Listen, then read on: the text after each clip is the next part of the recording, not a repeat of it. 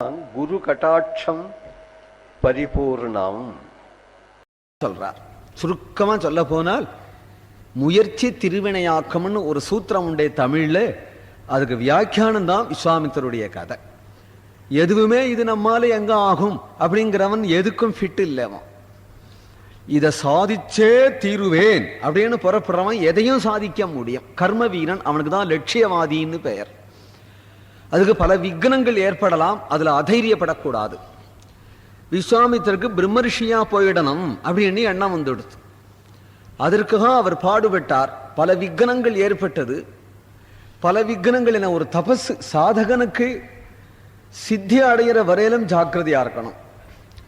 சாதகனுக்கு ஏற்படக்கூடியது காமம், கோபம், பொறத்தியாருடைய சுகத்துல ஈடுபடுவது, பொறத்தியாருடைய துக்கத்துல ஈடுபடுவது.